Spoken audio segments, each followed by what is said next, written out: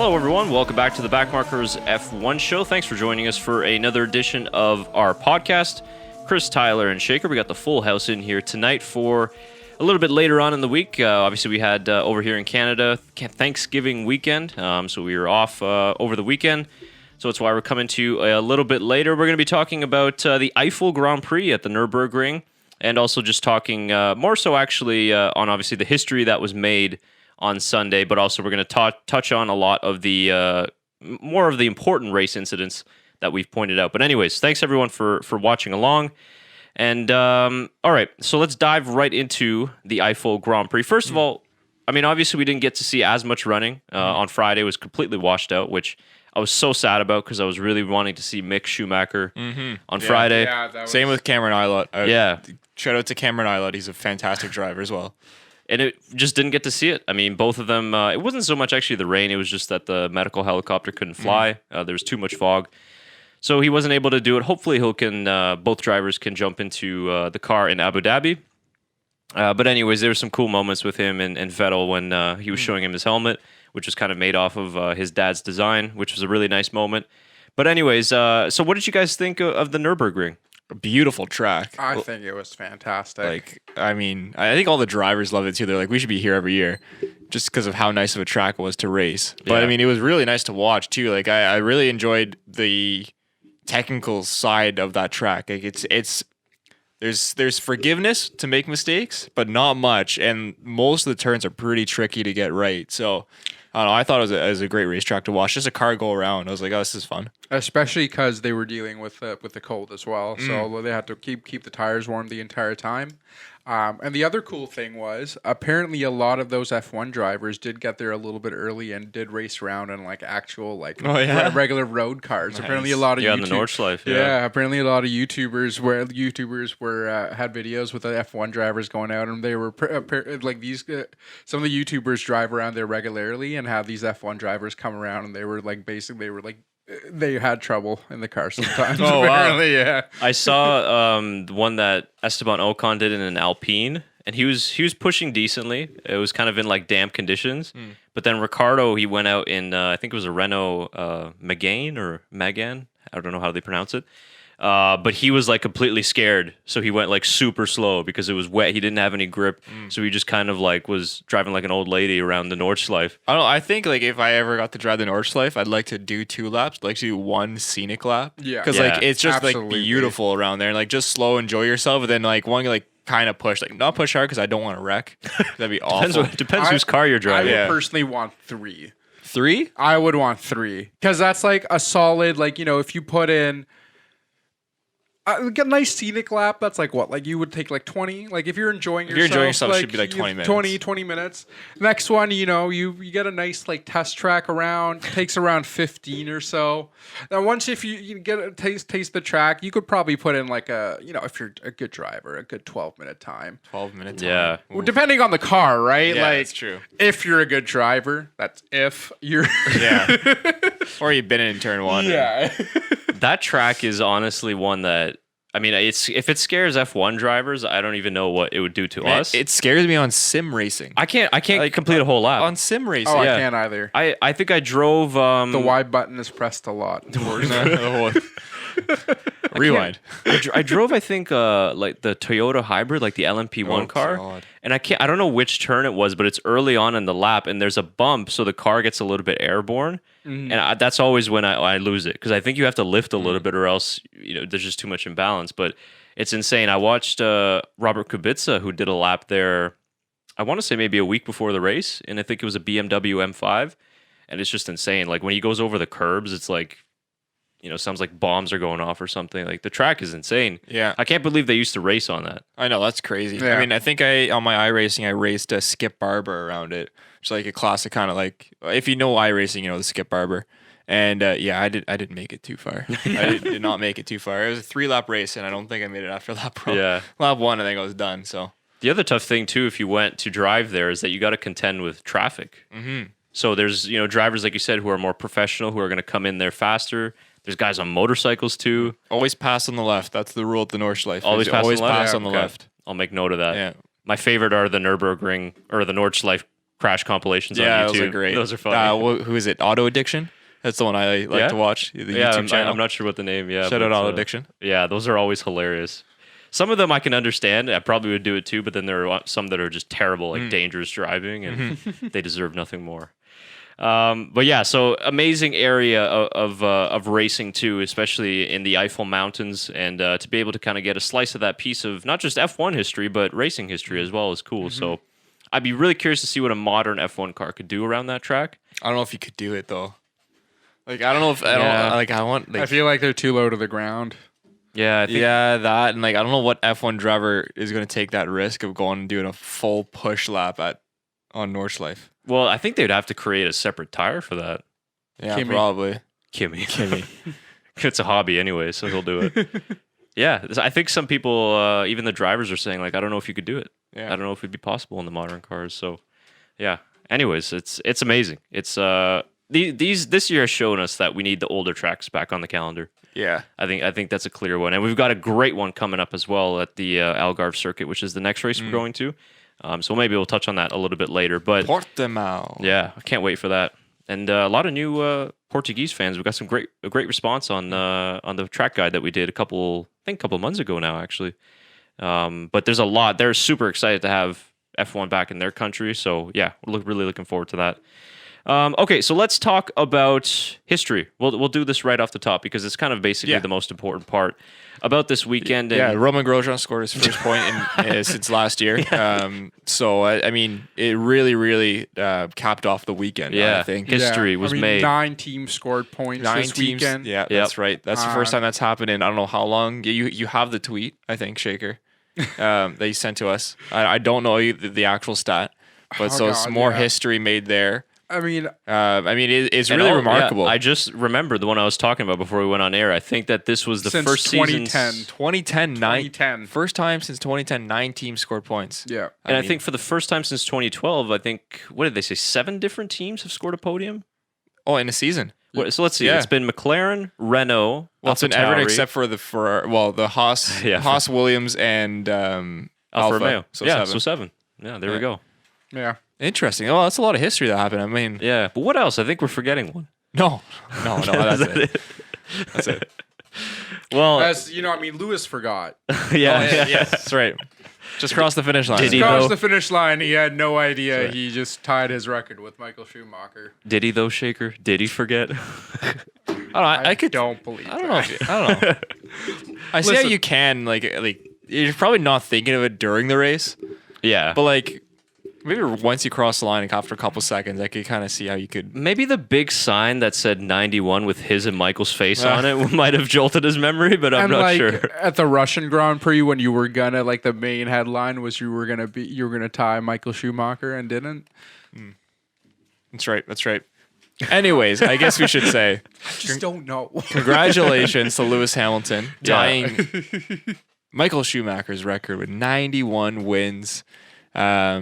I think F1 put out a nice graphic on Instagram showing like comparison of how fast they got to the wins and stuff like that. So Michael still beat him in terms of the amount of races to get there. I think he beat him by like 10 races. Like it was really close. I think I actually have that. I think Yeah. I screenshotted it. Let me see if I can Like, pull it up. It's really close. Yeah, so it's very close. Yeah. Oh, sorry. 20. What is that? 15 races on the nose. That Michael did it in shorter time and had another championship in that time. So, I mean, the debate's there between Lewis Hamilton and Michael Schumacher. And you can kind of think that and this debate will go on forever. I mean, it's the Senna, Schumacher, it's Right. like all that. They never raced really each other. I mean, Hamilton did for a little bit. Was it 2012 he did? Yeah. And that was... Yeah, like Well, so 'cause- Michael came back in 2010, so yeah, 2010 to 2010. 2012. Yeah. Schumacher raced Senna, obviously not for very long No. because Yeah. but Michael was kind of like a very young driver at the time. Well, it was the same with Lewis, kind of then, right? He was. Well, I guess you shouldn't say young. He had a world championship, but Yeah, but I think what you're trying to say is they never raced sort of in their primes, head to head. Yeah. Sort of equal machinery. like what we had with Vettel and Hamilton. Correct. Like Hamilton won that battle. We know Hamilton is a better driver than Vettel. Yeah. In the history of F1. So I mean, yeah, it's an interesting debate that will never get solved. I think. Yeah. But an amazing feat, and obviously he's going to beat the record, maybe next week in Portimao. But it was kind of fitting that he tied the record in Germany, right? At the Nürburgring. The only thing I felt was missing, you just wish Michael could have been there, to present the helmet. Obviously, Mick presented the helmet, which was a pretty touching moment. I was like, oh, this is really, really cool. Yeah, to watch, Mick do this. And Hamilton seemed pretty grateful and was pretty amazed by it. I'm sure someone would have, told him that was going to happen or something. But it was cool. He took the helmet on the podium, celebrated with it. I thought it was a really nice touch that Hamilton did to that. But yeah, the only thing was missing was everyone wished Michael could have been there. So yeah, because he probably would have been I don't want to say the happiest, but he himself I think he was quoted as saying that records were meant to be broken, and that. He was always a great sportsman afterwards in that regard, in terms of knowing that, like these records. I mean, to be honest with you, though, I never thought that record would get broken. No. And we've never seen an era like this in F1, that's for sure, with the level of domination that they have. But again, Hamilton has also delivered every season so far, except for, you could say, 2016 when he lost out to Nico Rosberg. He still delivered there, and Rosberg just went for it. Yeah, exactly. And it was very close. Mm-hmm. Yeah. Full send. Yeah, well, it came down to Abu Dhabi, double points, right? Yeah. That was a double points here? No, that was 2014. Double points here. Oh, I was silly. But I think that the debate is, to be honest with you, the debate I think is useless, because especially in Formula One, I think that's a very difficult one to have. I mean, first of all, you're talking about vastly different cars, different eras, less races during Michael's time, more races now. I think more commitments nowadays in terms of press, travel, than it was back in Schumacher's days or Senna's days, for example. I mean, a lot more training these days. Yeah, exactly. Although, Michael Schumacher was one of the pioneers. Yeah. Like, you can take it into, I know there's a lot of footy fans out there. You can take it the same way. Like, we're lucky we have Ronaldo and Messi, and the debate will always be there. And you can debate those two because they're playing in their prime at the exact same time, which is very rare. But like, if you were to compare Ronaldo to Pele or Messi to Pele, much different era. You can't do that. Yeah. Can you compare Messi and Ronaldo though? They're different kind of. They are. We're not gonna get into that, because I agree with you, and this isn't a soccer podcast. They're completely different players. We got to save it for one, though. Yeah. It's the general comparison, right? Like, yes, I know. I get what you're saying. and here's another one, because it all ties into quite a historic Sunday and a weekend in where in tennis, Rafael Nadal equaled Roger Federer's 20 Grand Slam title, which a couple of years ago, I remember as a kid when I was watching Pete Sampras had 14 Grand Slams, and that was like a massive thing. And now we got 3 players that have way more than that, and now he's tied the all-time record. So it's the same comparison. Like, these two are playing in the same era. You could have that, or 3 actually, if you count Djokovic. You could count as to who the greatest player is, but even then, it's like, that's hard, man. That's hard. Yeah. And then, first of all, everybody's always going to have a bias. Like, I'm a Federer fan, so I'm obviously going to say Federer. I'm a Nadal fan, so I love say, Nadal. Yes. And then if you talk to in Formula One, like, I came up in Michael's era, so I'm probably going to continue to say that Michael's the greatest of all time. But I think the discussion going back to Formula One is, if you want to compare the drivers in terms of skill, you have to leave that to the engineers that have worked with them, fellow drivers that can really analyze their data, their technique, everything of all that, and then come to a conclusion. From what I've heard, everybody or in that F1 world have said that Senna was the most talented. In terms of pure skill, pure raw talent, Senna was the most talented. I think that Lewis and Michael are very similar in terms of intelligence and how they drive and how good they are technically. Now, qualifying which one's better, obviously Lewis has way more pole positions, but again, so like the debate is just like, you could go on all day long, but sure. I think that let's just appreciate the fact that both of these guys have almost 200, and by the time Lewis is done, both of them together will have more than 200 race victories in F1, which is something insane. And most of us got to see both of them in our lifetimes, which is really impressive. Like, for us, imagine that. We're younger F1 fans, and we can still remember Schumacher obviously racing back in our childhood, which really drew us into F1. Well, drew me into F1. Yeah, absolutely. And now that we're a little older, it's kind of that same effect. We have little kids will be looking up to Lewis Hamilton. We get to appreciate both. And I mean, if you're older and watching, you got to see Senna in the 90s, the 80s, and all those great drivers, great racing back then. I mean, even better, you really appreciate now like what those two have done for the sport of F1. It's pretty remarkable how he can have two people like put a manhandle on two separate decades, Yeah. 2 separate generations of F1 talent. And then you look at it too, if you continue the conversation as well, and you could go into, well, as drivers, obviously Michael Schumacher was more of a, let's say, quote unquote, dirty driver. Aggressive. I would call it, Michael would do anything and absolutely everything to win. Yeah. Whereas I don't think that Lewis is like that, which isn't a bad thing. I think it's more of a compliment on Hamilton's part. Because I think Hamilton is more of a level-headed, doesn't panic really, and knows that he can get the job done. He's a lot more calm in the seat, which is, I mean, not saying that Michael wasn't calm, but not as aggressive, not as, I guess, Ruthless. Crashing into people to win championships, right? Like, that sort of thing. With that in mind, if you put them, you could pose the question of, would Hamilton be able to handle that if he was coming up in that era, driving against Schumacher, right? The way that, let's say, Mika Hakkinen was able to. But there's also the debate that, Lewis Hamilton doesn't have to be as aggressive as Michael Schumacher. No, he doesn't. He can just sit in the first another position. part. So, there's multiple layers to this. 100 layers. That's exactly the point, and we'd love to hear your comments down below. Who do you think is the greatest of all time? I just think that it's almost a useless conversation, just because you're never going to get a definitive answer. And I saw that in arguing for the sake of arguing. Yeah, a little bit. exactly. I think we should appreciate both drivers. I think so too. And some people may be arguing for clicks or whatever, but I just think that everybody's going to have a bias. Like, it's if you're a Hamilton fan, you're going to say Hamilton. Us, like you said, we came up watching Michael, so we'll say it's Schumacher. But we probably won't ever see. Well, you say that. I don't know. I think that now with the schedule, the amount of races that they're tacking on, you guys just mentioned Verstappen, who just turned 23 not too long ago. Like, Verstappen has a shout. Guy. I think so, yeah. I think if you're looking at prospects to do that, Verstappen's probably the biggest fish in the ocean there that you could go for. I think Vettel still has another shot at another championship. Yeah, you do? I personally think Vettel has shot at one more championship. Interesting. I'd agree with that. Interesting. Well, and that's what's crazy too, right? Is like, if you look at Vettel, 4-time world champion, I believe he has 53 race victories, which, like, on its own, you'd be like, Jesus Christ, that's amazing. Yeah. 91 wins, 7 championships for Michael. Going to be 7 now for Lewis Hamilton. Like, I'm just blown away by the amount. And it almost is like we don't appreciate it as much, just because it's like, oh, yeah, like, he's winning his 7th world championship. But if you win 1 world championship, you're like a legend of the sport. Oh, absolutely. Look what Nico did. Nico's like, hi, I won one.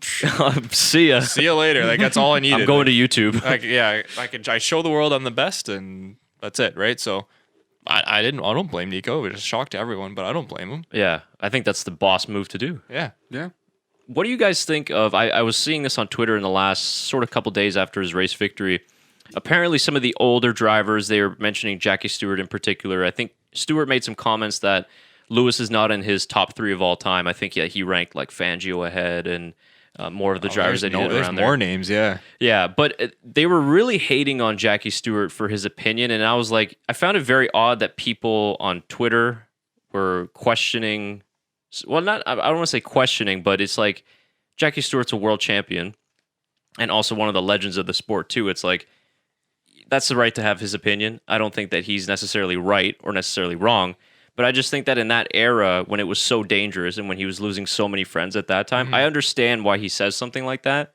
And I just think that some of the reaction I saw on Twitter, I was just like, woof, geez, like, people think that their opinion values more than one of the legends and pioneers of the sport. But what do you guys kind of think about that argument of, the older drivers, maybe they've had to take more of the risk and that type of thing? Well, yeah, I think I'd say with any sport, though, for the most part, like, I mean, especially auto racing with the safety innovations over the last 10 years, 20 years, let alone the last 50 years. I mean, guys, seatbelts, helmets, a windshield, tires that could actually, stay on the car. So I mean, the safety innovations have been crazy. I mean, you have actual barriers rather than hay bales, and like it's completely different. So yeah, would you have to have more balls to go racing back in the day? Probably. Yeah. I mean, I know if it was me, and I got the chance to drive either a 1950s F1 or a 2020 F1, I'm 2020. 2020 sure is as hell I'm the taking one I'm choosing. Yeah, Yes, taking absolutely. the safer one, and that's just I think a lot of drivers would pick that. Yeah. Yeah. No, that's a good point. I mean, if given the option to just sit in a car and not drive I it, don't know. I would sit in the 1950s one. You think? Absolutely. It'd be a struggle. I think I want to sit in the modern one. I don't know, man. I think just the fact that it's fully open, you're literally sitting there like in the car, kind of like this. It's a fun factor. I think I'd do it. I'd drive a 50s car around like Paul Ricard, just like 100 Slowly. yards of runoff. Yeah, slowly. Yeah, so I'm just 100% safe. But I would probably go with like a 90s one maybe, or early Okay. 2000s machine, something like that. Yeah. I mean, I'd sit in any F1 car, to be honest with you. It'd be quite the honor. But Yeah, it would be. yeah, I mean, different eras and everything. So I don't know. I just thought I was curious to get what you guys thought because I saw that was kind of making the rounds around Twitter. And I know that it kind of upset Lewis Hamilton. But I don't think that Hamilton should take it so personally. I just think that these legends like Jackie Stewart coming up in that era was very, very different. Yeah. So I think that they have sort of a special connection to those drivers because it was just such a different era. But anyways, I think anything else that you guys wanted to add maybe to that GOAT debate? No, I think just see what the comments are. If you have comments or questions or want to create a debate down in the comment section, do it civilly below and let us know what you think. Schumacher or Hamilton, or do you agree with us and just let them just appreciate what we got to witness over 2-3 decades of motorsport. Yeah, pretty special time that we get to be alive witnessing this. Not just that, but like you guys mentioned in football as well, Messi, Ronaldo, and then tennis and basketball as well. So very, very great time for sports. Basketball. Well, I mean, you got like LeBron, you have Who? Kobe. LeBron. No. It was a championship weekend. I'm just listing them off. not LeBron. Ugh, We should get into that debate too. he's awful. Guys, we're talking about practice. sorry. Practice. Talk about practice. Not at the Eifel Grand Prix. Yeah, no practice. No practice there. AI would be perfect at the Eifel Grand Prix. Okay, let's move on then to other incidents in this race or other points of interest in this race. Let's talk about Daniel Ricciardo. It finally happened. He was knocking on the door, and they finally let him through. There's a lot of Daniel Ricciardo stuff over here. There is. And I want to just sequence. I set this up on purpose Oh, to okay. help the video that you just put out. Oh, And yes, that is yes. how Daniel Ricciardo's podium helps Fernando Alonso next year. Yeah. What do you think? Do you agree with my assumption there? I do. I think it does help Alonso out. I think it brings a lot of confidence to the Renault team, which will be this might be the one and only podium for Renault. So they're going to be Alpine. Oh yeah, sorry. They're going to be Alpine. You got next me. You got me there. But no, I thought it was huge for Renault. It's a huge confidence booster. I mean, they thought they were going to get this podium back in like 2017. So for it to finally happen, good for them. And good for Danny Rick, first time since Monaco when he won in 2018. And that fantastic drive. Yeah. And he had another. So no, I think it's huge. And Alonso's, I mean, this is all good for the development of Renault. I think the morale is probably the biggest thing out of that. Yeah, and if you guys haven't checked out that video, it's on linked in the homepage of our channel, and we also got the article up on our website if you want the transcript of it. I was gonna say I think this just sucks for Esteban Ocon. No, Esteban. No. No, but you're right. It really does. I think this is like just puts them in a worse situation for next year, because now we put out this. We've said that there's only 9 teams. 9 teams won. Got points this weekend. Ocon has not been anywhere like close to the top 10, and when he's made it, he's been like what 10th, like 9th. Yeah, I don't know how many points do you have this year. He sits, I believe, 11th in the drivers' championship.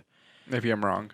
Uh, Maybe I just hate on him too much. Yeah, you're not. You're definitely not Ocon. you still have PTSD Yeah. about. Hey, hey. I don't know, man. I've just never He's innocent. been a big fan of him. I think you're wrong. He's innocent. So I'm going to move on before this gets explosive here. So he sits 12th in the Drivers' Championship at 36 points. It's not awful. I mean, he has more than Vettel. So. It's not really saying much, though. So does Nico Hulkenberg. No, Hulkenberg is below Vettel. Yeah. I believe. Not if he keeps filling in for... Well, let's see. Hulkenberg's got 10 points. He's close, man. Vettel's got 17. And Hulkenberg's done 2 races, which we're going to get to Nico later, so don't think that we forgot about him. No, yeah, definitely not. I mean, that's still not a great stat. So that's still... to me, that's the worst out of the 3 because Vettel, I just don't think doesn't care anymore. He's just having fun.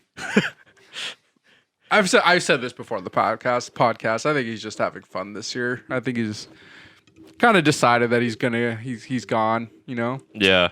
So, but yeah. No, sorry. Go ahead. I was just gonna say. I think that Ocon, remember how hyped up he was in 2018? Yeah. And we were saying you should have a seat and everything, and all that hype's just kind of really, really died down this year. I think you gotta give him. It's like another rookie year almost. No, I'm not putting him away or anything like that. I'm just saying that the position he's thrown into where, Daniel Ricciardo is one of the most underrated drivers. Guys, he's a world champion if he has the car. Yeah, I think so. You think he's underrated? Yeah, absolutely. Wow. In the F1 community, people forget, they're like, oh yeah, he left Red Bull because he's afraid of Verstappen and he's hiding from him. I'm like, he's the last driver to beat Max Verstappen. Yeah. And he's a world champion, man. I mean, go back to the races that he's won. Go back to China 2018. Yeah, that was good. I don't know. I think Monaco 2018 was one of his best drives ever. It's definitely up there. Yeah, for sure. And I just think that he just hasn't had the car to the finish line. Yeah, and keep balls of Vettel steel behind him. Yeah. So I think that he's grossly underrated in F1. And then I think that you look at Ocon, though, it's okay, Ricciardo leaves, and then Fernando Alonso is coming in. That's a tough guy to deal with on and off the track. I mean, it's good mentoring for him, though. He's going to learn a lot, hopefully. He'll learn a lot. Trial by fire. Yeah, no, it will be.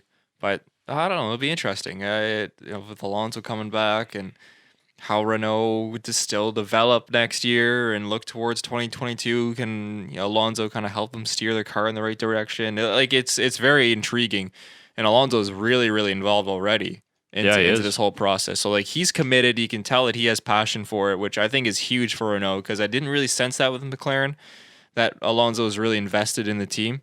I don't think he was invested in the engine. Yeah, well, maybe it was that. And that's an outsider's point of view, right? I have no idea what's going on behind the scenes. I'm probably completely wrong.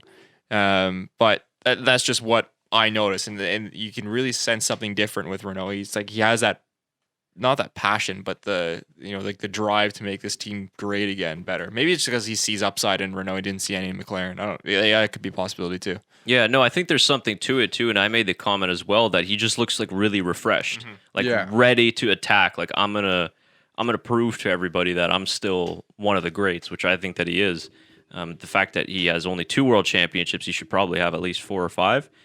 But he possibly might have finally made the right career move if 2022 comes around and things are looking good for Renault or Alpine, and then McLaren and Aston Martin as being teams that could possibly start winning races with the new regulations. So I'm excited. It's going to be good. I'm glad that he's back in the sport. I know some people were upset. They wanted the junior drivers to come in, but I like Alonso. The prospect guys of Alonso versus Verstappen and Vettel and Hamilton maybe. It's pretty sweet. Yeah. And yes, a lot of the younger guys should come in, but we also have to remember that there's a lot of young drivers in F1 at the moment as well. There's, we have at least... Youngest grid in history, I believe. Yeah. So we have 10 to 12 drivers under the age of 25. You're right. So I mean that's a pretty young grid that we're looking at. So yeah, and I think that some of the driver academy, Guan Yu Zhu, that Tyler you always mention in F2. He hasn't done well this year, though. Yeah, he's not ready yet. He's not exactly at that point. Jack Aitken is another one, which not ready yet. Yeah, so he's there though. I watch a lot of. I love watching F2. I love watching feeder series. I do this in NASCAR too. I watch the Xfinity series. That's the B series there, just because you get to see a lot of the young talent. Yeah. Maybe it's from my time of covering junior hockey. I don't know. Just watching the younger kids. Sometimes it's more exciting. Yeah, you know what? You're right. Sometimes it is. And the only guys I see that are ready. One, Nick DeVries probably should have had a seat this year. He's out racing WEC, I believe, right now, World Endurance Championship. Yeah. Not sure how he's doing. The only two I see ready are Ilott and I think Ilott could use another year in F1 and F2, and Mick, and I still think Mick could use another year in F2. But I think those, if you're looking at two that are ready to go, those are the two. Schwartzman will really benefit from one more year at F2 since he just came up from F3, I believe, if I'm right. I'm pretty sure. I'm right. Yeah, you're right. So I mean, and 2 years in F2 would do him well as well. So I mean, I don't know. Then you put Schwartzman into Kimmy's seat in 2022. Yeah, that's kind of sort of how I would do it if I was Ferrari, because they got a lot. Ferrari has the biggest stack of academy drivers. They got the bread right now. Yeah, the brightest upside. Yeah. Renault probably 2, and then kind of trickle down effect from there. Mm-hmm. But Ferrari has a lot of good young talent coming up right now. Yeah, absolutely. Yeah. We also got to remember there's still a lot of drivers on the grid, who are not on the grid, like Nico Hulkenberg from this weekend. Great transition. Beautiful. Oh no, Carlos Sainz fell. Carlos Sainz fell? Carlos Sainz fell. I'm not going to try and do this from I don't know if you remember last Who time. did you knock down last week or last time? I think I knocked down Mika Hakkinen. Okay. That's all right. Yes, Nico Hulkenberg. Oh my God, what a weekend this was for Hulk. But I tuned in. What day was it? Was it qualifying on Saturday? And they're like, breaking news. I see this Porsche driving in. They're like, Nico Hulkenberg is here. I'm like, what the hell is going on? Shaker's got a coffee. He's ready for his call. Oh, because Nico, he was in a coffee shop when he got this call. Again? Having a coffee with his buddy. I think that was the story in Silverstone too. So he was having a coffee with his buddy, and he was heading down. He was explaining this. He was heading down. I thought he was already at the F1 because he was doing some sort of broadcast for Germany. No, he was going to be on his way. Oh, but he was grabbing coffee with a buddy in I might get the city wrong. I think it was Cologne, but that might be wrong. No, you're right, because I think that's where he lives. Oh, okay, perfect. So he was grabbing coffee with a buddy there, and that's when he got the call. But he was getting ready to head to the track to work for German TV, and I guess he had to get going. So I mean, good thing they had a seat ready for him. I kind of feel bad for Stoffel Van Dorn. I don't know if you saw his tweet afterwards. Do you see Stoffel's tweet? No, I didn't. Oh, okay. If we can pull it up, sure, I'll pull it up. Was who is the reserve driver? Is it Stoffel? Oh, that's the Stoffel's the Mercedes in general reserve driver. Oh man, and I felt bad for him, but I mean, Nico already knows the car, so it's an obvious kind of pick for Nico to go into the racing in Germany. Yeah, that too. So if you scroll down, no, keep going. Sorry. That one right there. This one right here. Oh, I think I did see this. Yeah. Stoffel Van Dorn tweeted, "COD it is then. Have fun at Nico Hulkenberg," and it's him in the paddock in his Mercedes gear playing COD on his laptop. He's a good sport. Yeah, he is a good sport, but like, poor Stoffel. Yeah, poor Stoffel. Well, I wanted to see Stoffel race. I like Stoffel. Well, yeah, I mean it's a pretty good choice of drivers that you have in reserve. Yeah. But yeah, that's so crazy, man. Like and I think that his helmet, like he didn't even have his helmet, but I think they had one at the track. They had his Renault helmet. Yeah. I don't know how maybe that's what he had with him. He just had his Renault helmet. It was like, oh, I'll take this. I think I was reading that at the Nürburgring, or somebody was carrying it with them, and it like that just happened to be there, which is why it was the yellow one and not the pink one that he used. But yeah, it's like, imagine you just wake up that morning, you're like, yeah, I'm gonna go down, broadcast RTL, should be a good race, and then you end up racing. Oh, also thinking, maybe I'll get some practice in. Yeah. No practice for you, Nico. No. Because he didn't even do like Q. Or you didn't get qualifying at all, eh? That's what practice for practice 3. Sorry, is what I was trying to say. But yeah, his first lap was Q1. Like, someone posted on Reddit the first lap he did in Q1 via the last lap he did in Q1, and it was a 4-second difference in 10 minutes. 4-second difference in 10 minutes of running time. Well, and I believe he was less than a second off of Perez too. 0.2 seconds. Yeah. Oh, Perez, sorry. He was 0.2 out of Q2. Yeah. Which was, I mean, man, that guy is incredible. We've been saying this, but I think that it's time to officially launch the Nico Hulkenberg to Red Bull campaign. I think we said it when he raced the other week. Every time we talk about Nico, if there's one person that deserves a seat in F1 right now, it is Nico Hulkenberg. And it should be Red Bull. Yeah. It should be Red Bull. Yeah, Nico absolutely. Hulkenberg deserves a goddamn podium. P20 to P8. That's insane. No practice. Just coming in like, hey, how's it going, boys? Just was having a coffee. I thought I'd come in and help you guys out, you know? Imagine he got like plastered the night before. Yeah, just like He could have. You don't know. he's like, oh shit, press the wrong button. Hangover coffee. Yeah. Oh, like that's I don't know. ridiculous. I man. think that's one of the best drives in F1. Yeah, In it's- F1 history, maybe. It's Fuck up it. there. F1 history. Yeah. It's up there. It's up there. I think mean, it is. I would say Vettel's last year at Germany, from P20 to P4 in the rain. P2. P2, But like, probably one of the best drivers. But he had that's a like good drive. 3 practice sessions, bro. Yeah, I'm like talking like Disqualifies the him. rain It was Hey, kind of wet. factors. it almost rained. Yeah, exactly. Yeah, I thought it was gonna rain. They were saying, well, I mean, it rained a lot. I was hoping for rain. Yeah, me too. But yeah, that's crazy. And again, if this happens with Red Bull, I called this last year. Yeah, you So- did. You say did. this I'll have last to year. dig it up in the archives. So Yeah. No. it Listen to us, Red Bull. Just bring Nico. You get that driver. You can have Albon as a AlphaTauri driver. You get Nico there to challenge with Max. Nico gets a podium. Like, it's just there. You know what? I personally think that having Alex Albon and Pierre Gasly both at AlphaTauri would probably be good for them. They're Yeah. both they're both Be confident great. with the Honda. I guess it won't be Honda next year, but you know they're No, they have it on next year. okay. Yes, one the more year year. after. Yeah, so they're both confident with the engine. I think they do pretty well in both cars. Right? Maybe. Pretty sure. well, it's Like, confusing. It's end of 2021. Yeah. So yes. Yeah, it's another I next mean, I year. figured like, they like- would not leave Red Bull to deal with a new engine for like. There's 3 "You got months." 3 months, guys. No, I thought that was right. I was 98% sure. And I was like, what if Yeah. I'm wrong and I look like an idiot right now? That's if you confuse the years. You're like, wait, what year are they leaving again?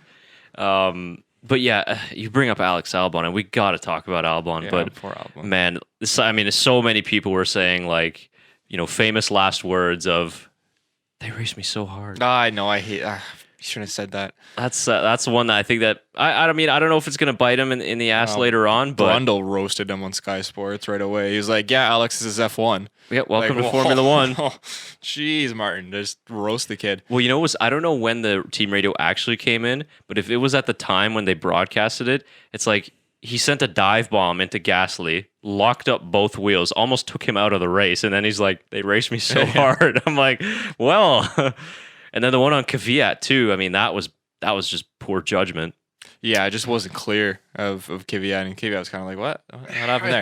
I think it just makes it that much worse that it's against AlphaTauri, which is the B team.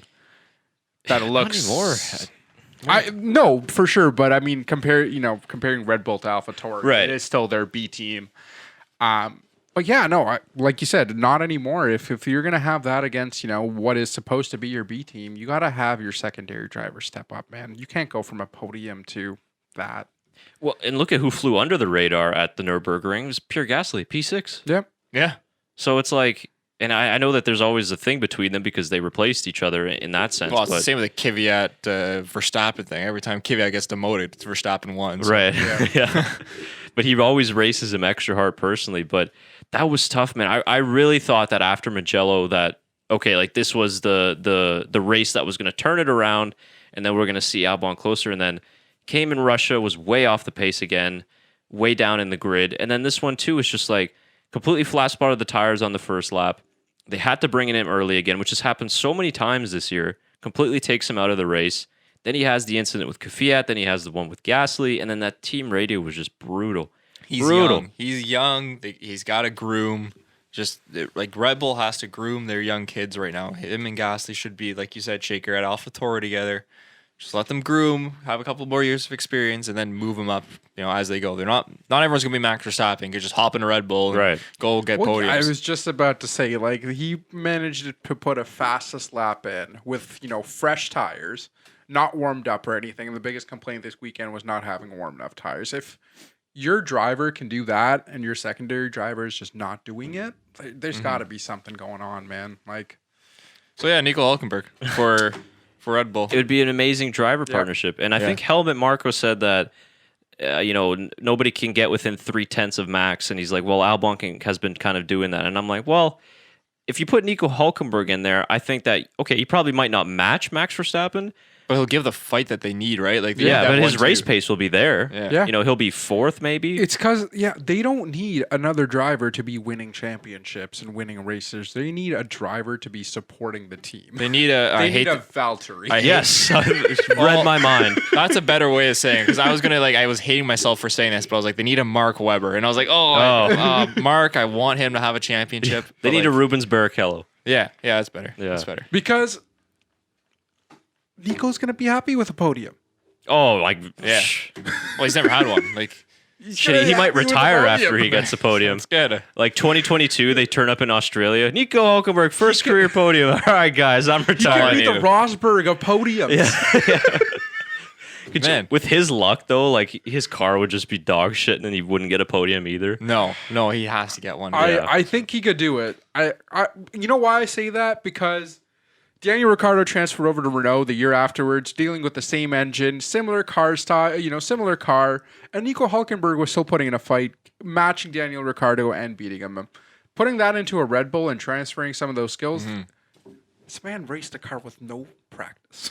I think it'll happen. I hope so. It's I gotta think be Nico. It's the fit that just works. Yeah. Because where else would he fit in? Because he's gonna get a drive next year. Someone's gonna hire him next year. It's got. Where else does he fit in?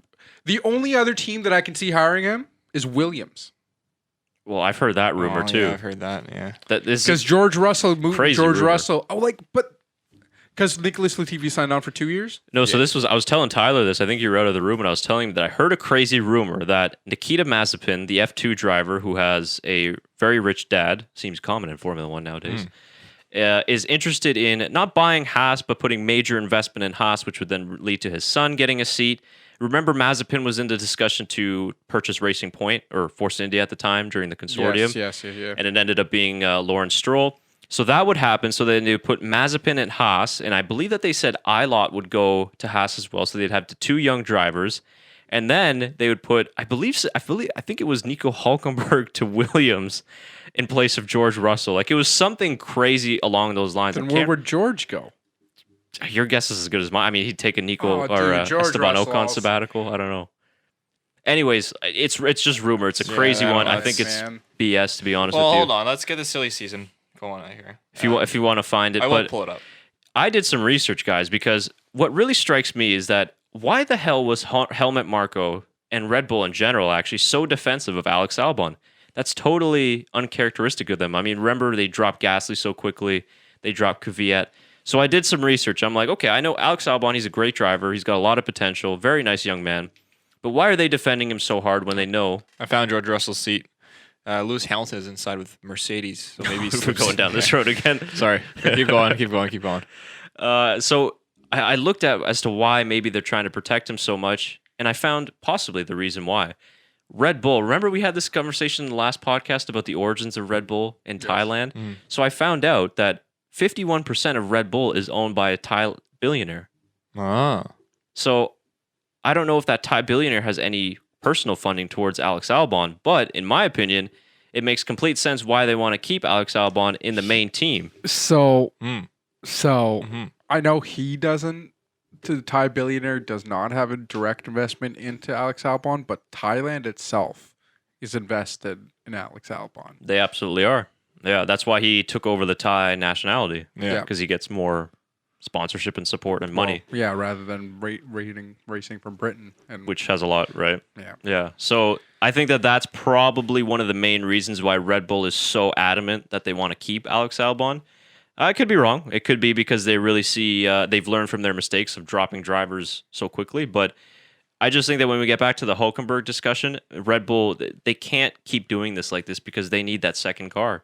George Russell and Nicholas Latifi are both confirmed for Williams next year. Yeah, I figured that was So the that case. will not happen. Sergio Perez is also confirmed for Racing Point for 3 years, though. So Well, I guess that's true. I think after they screwed Perez like That's that, I another don't. person that's not going to have a drive next year. Yeah, that's another guy we forgot about, right? Oh man, Sergio. We need more teams in F1. Bottom line. Well, I think more teams being added to F1, it's going to be unlikely in the next few years. Teams being bought Yeah. out is very much a possibility because of what COVID's doing. But yeah, Well, not just that, but I mean, I think we haven't really touched too much on the Honda exit. I think the story kind of broke in between race weekends, but we're going to be down to 3 engine manufacturers. And with no changes coming until 2026, I highly doubt any new manufacturer is going to come in. And The only rumor I've heard is Porsche. Porsche, yeah. Porsche coming in with Red Bull. Yeah. Which would be pretty, if you think about it, that partnership makes sense. So no, I've heard that Porsche would not do that. Oh, okay. Well, Because never mind. apparently Porsche is fully Porsche and the Volkswagen Group are fully invested into electronic vehicles after their whole scandal a few years back, Right. as well as into their fully electronic like e-racing. So Well, see- that's what I've heard about Volkswagen and Porsche. I think that's true too, because I think a lot of companies want to, for good PR, they want to go down that way. Because that's what Honda said was their reason for exiting F1. But I call bullshit on that because they committed to IndyCar and those are turbo hybrid. It's still combustion engines. So I just think F1's too expensive. They're two different groups though. Honda Right, America and yeah. Honda, like they're two completely different identities. Right. That's a good point. Because I also heard that IndyCar might be getting a third manufacturer. Really? Yeah, I did hear that. I don't know who, but I did hear that. Interesting. Ferrari was the rumor. Lewis Hamilton doesn't have a seat next year, right? He does not. So the rumor I heard about that is apparently he's bought a team that's not F1, and he's going to be He's starting like a racing series. Yes, he's like a racing series or something like Yeah. that. So he's apparently going to be concentrating a lot on that next year as well. So we might not know what happens with Lewis Hamilton at the end of this year. I mean, he's most likely going to come back. Like, I mean, let's be real. Can't just leave it. Nico Hulkenberg to Mercedes? What? This has turned No, into a TMZ edition of. Let's be honest. If Lewis Hamilton leaves, this like throws everything. Max. jeez. Max is gone. Yeah. Well, Like he's- 100%, that's gonna throw a curveball into every team's plans because I don't know, that's gonna be a mess if that happens. Imagine Red Bull though. Like I kind of feel bad for Red Bull because it seemed like they were starting to really build something with Honda. Max if Max is off a Mercedes seat, is he going to want to stay with no engine manufacturer for 2021 or 2022?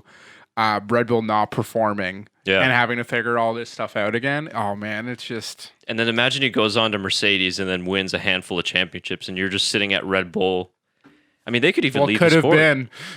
They could leave the sport. Yeah, that's an option too, right? So, because they're not going to really change. I mean, this is like the big sort of turning point in F1. It's like, okay, the engine regulations go until 2026, but what the hell do they do after that?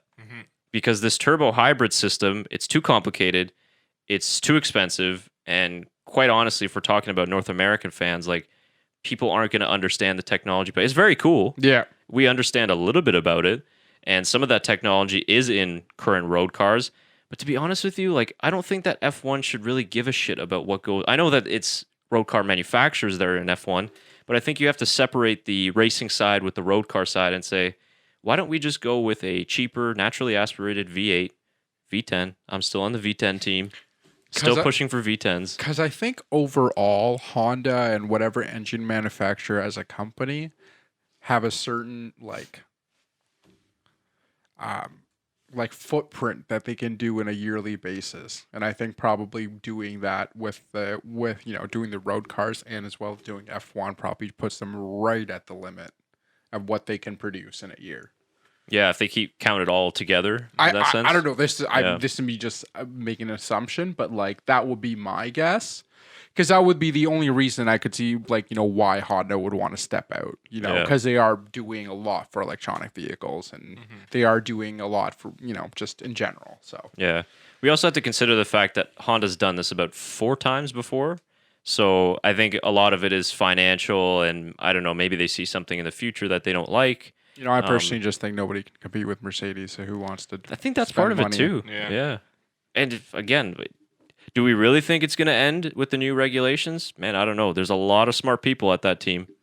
Yeah, I mean, you remember Tim's stat from a few weeks ago that Mercedes invested, $250 million on their PR or something, where other companies could never come close to that amount, and they made back their money and then some. Yeah. That's insane. Yeah, that was That's a wild just stat. on PR. If you haven't checked that interview out, go check it out too. We chatted with Tim Hirani from TSN and a former Canadian race car driver himself. It was a great interview, hour and a half long or so. Make sure you check that out. He had some really good insight on that sort of talk that you were saying, Shaker, with Mercedes and how they're so dominant. Yeah. He's done a lot of one-on-one interviews with, Lewis Hamilton and Ricciardo. I think he just finished doing an interview with Nicholas Latifi the day that we talked to him. So yeah, like he's very well informed and got a lot of personal information. Yeah, that was a fun one for sure. Yeah. All right. Well, that I think does it for that discussion. The future of F1, all in a cloud. We don't know what's going to happen. Well, it's interesting. Exactly, because I don't want to be very pessimistic to say that it could be in jeopardy, because who knows?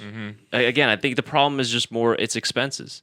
Yes, I know they're bringing in the budget cap, but it's still really expensive. $200 million entry fee just for a new team. They're trying though. They're trying their best, and you got to give. Why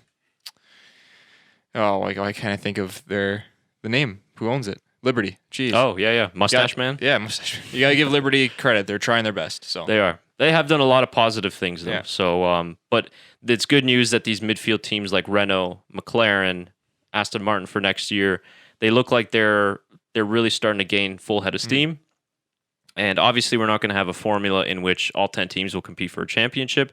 But if we can make it to have at least 3 or 4 or maybe even 5, that'd be great. It's what we want to see. And then after that, who wins the championship? If it's Mercedes for the next 5 years, but at least it's close, I don't care. Yeah. I just want it to be close. Yeah. Or add 3 drivers per team.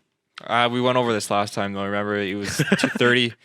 Because I suggested this, and then I immediately debunked myself. So because you can't fit 30 cars. You can't do it. It doesn't work. Yeah. And financial doesn't work. I debunked myself like 2 seconds after I thought of it.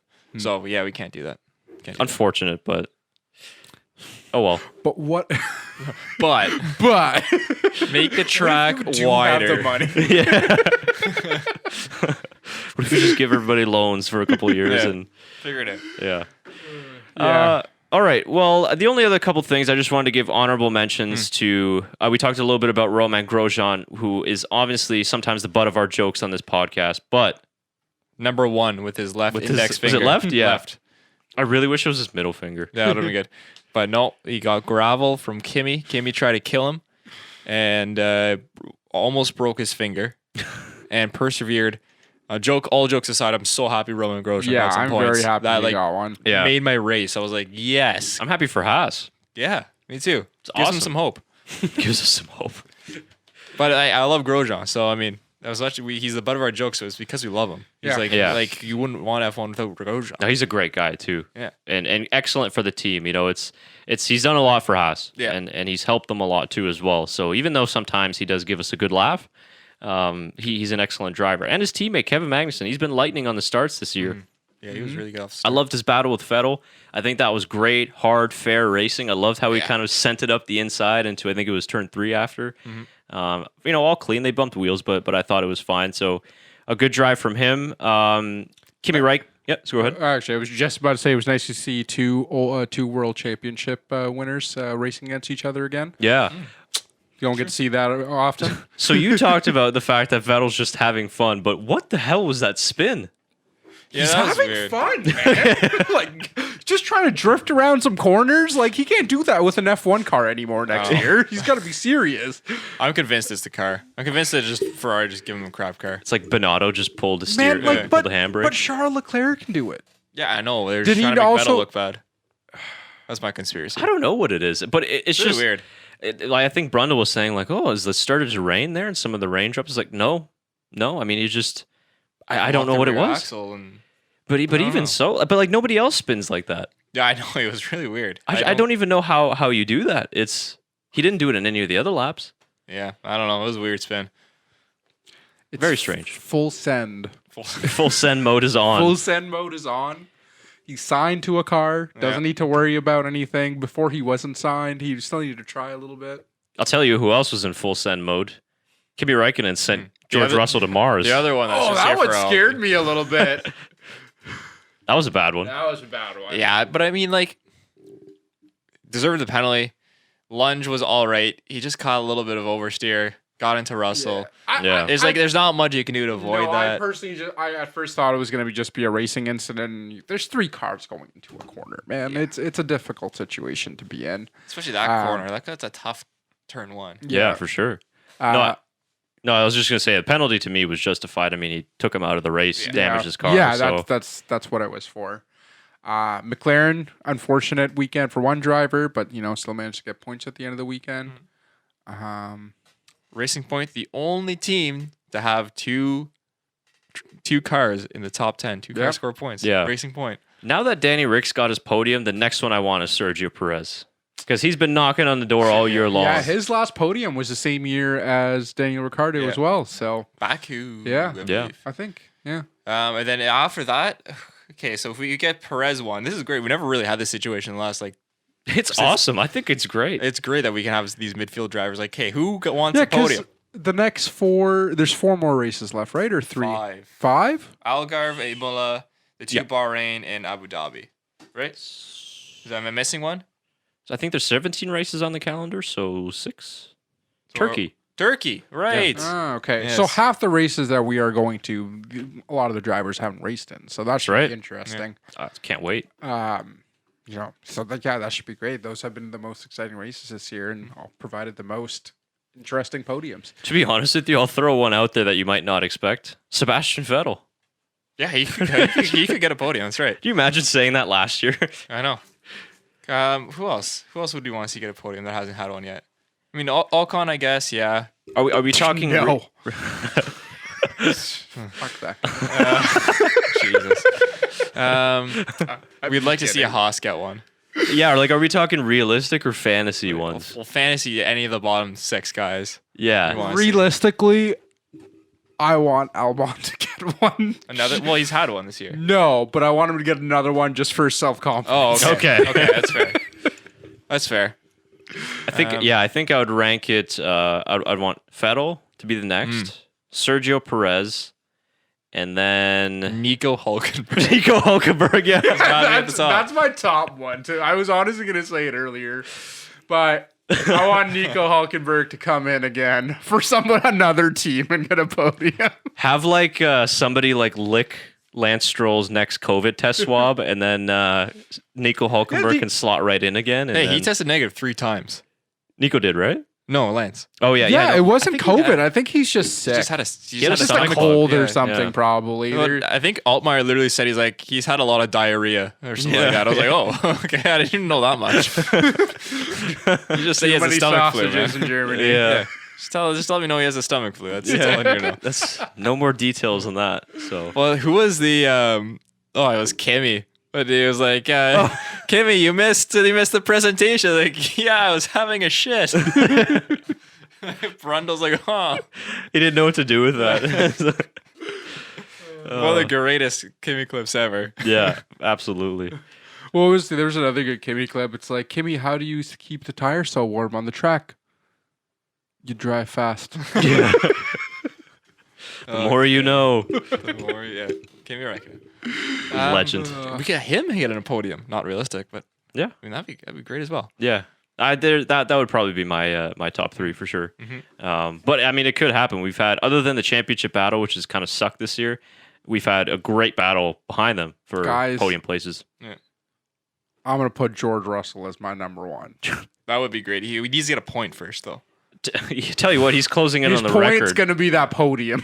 He is closing on the record, which is chasing Luca Bador, who I think 52 race starts without a points finish. Poor George, he doesn't deserve it. Yeah. So, is this going to be his 2nd year in a row without points? Yeah. I always forget if it was Kubica or him who got the point. Kubica got one last year. Got one. Yeah, through penalties and everything. I'm still banking on Latifi's going to be the first one for Williams. I think this he year. might. He was close again this race. It was like, yeah, because he was in 12th at one point. I was like, you know what? I could see 2 cars, midfield cars, wrecking each other, and all of a sudden he's in 10th. I'm like, oh. It's just the pace isn't there. I mean, he's within 0.3 of George in qualifying. He had a better first run in Q1. So he's right there. So I just hope that Williams next year or 2022, they'll have a much better car. Mm-hmm. But I still think that, I don't know, it's just Russell's just had the bad luck. You know, Like Latifi, I think has gotten the highest finishes for Williams this year just because of the fact that he stayed in the race and then was able to outlast. Latifi still gets an award at the end of this year. Rookie of the year. Rookie of the year. That's right. Killing it. Love it. We love it.